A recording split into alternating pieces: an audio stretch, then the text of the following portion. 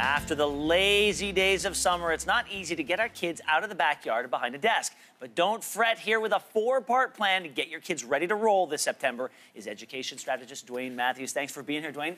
Ben, thanks for having me. Okay, so look, we're nearing the end of August right now, so a lot of people watching right now are wondering, well, if I got to put a plan in place, am I too late? It's never too late. One of the things that I think that a lot of parents need to do is think about how can I put some kind of framework around my kids' relaunch back into school. Okay, so the first step in this path is make a schedule.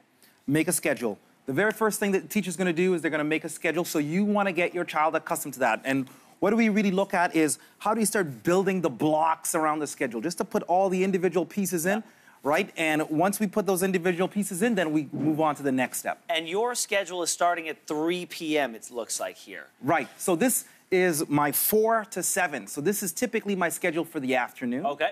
Right? What do we do after school just to get them accustomed to when they come home, what's the plan? Yeah, so exactly. So when they come home, they're not just running around doing whatever they want. Exactly. Okay, the next part, brainstorm priorities and activities. So this is really, really important. One of the things that we do is we brainstorm together. And the reason why you brainstorm is because you really want to have what's called self-regulation. You want your children to be involved in making a plan. And you're going to divide that plan into must and mays. Some of the things they have to do, like brushing teeth. Some of the things are mays, like PlayStation. Sometimes my son gets that mixed up, but I think it's really important to kind of line those out and then to have goals. Well, it's really interesting. We'll get to the goals in a second, but it's really interesting when you say this because, you know, in talking to so many experts on this show, whether it be experts in the kitchen or education experts, it really seems like a common theme that bubbles up to the surface is bringing the kids into the decision-making process, making them feel like they have a little bit of ownership over and a little control over their lives will make them more responsible to those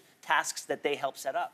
One of the most important things for the end of the 21st century, a skill for children, is going to be decision-making. So getting them into that process sooner is really, really important. Okay, let's talk about those goals then, that we want to set up as a group together. Right, so one of the things that we worked on is we'll come up with goals. And the goals that we have, and I'll show them right here, right, we may come up with these goals and we then find a space to put those into the schedule. Okay. And so once we have the must in there, then we filter the goals so we have enough time. And it's really about setting the children up for success. Okay, and lastly, then you say you go back to the schedule then, and we come full circle. Right, and so now we go back into the schedule and we start to fill everything in. And what's really important is that people in general, and kids specifically, they really like to know what the expectations are, what's expected of them, and that they have some kind of a system to get to those expectations. And then it takes away a lot of the conversation that mom and dad have to have where they're doing all of this, and we can have more of a relationship conversation because now we know what those expectations are. What happens though if, you know, this is a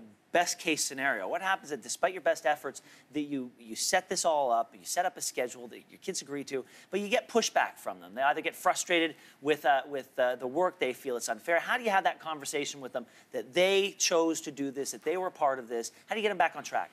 Well, I think one of the big things is to realize that there is no panacea, there's no magic bullet. There's lots of things that we do at work that we don't like, but we have to develop a certain amount of grit to kind of go through it. And so it's really, really important to realize that, you know, raising a child it's a marathon, it's not a sprint. You're not going to have this conversation on Saturday and everything's going to be perfect on Monday, but you guys have a plan and you're going to work on that plan together over time. Can we develop a one-day strategy? Thanks so much for being here. Ben, thanks for having me as always. Enjoy the dying days of summer. You too. All right.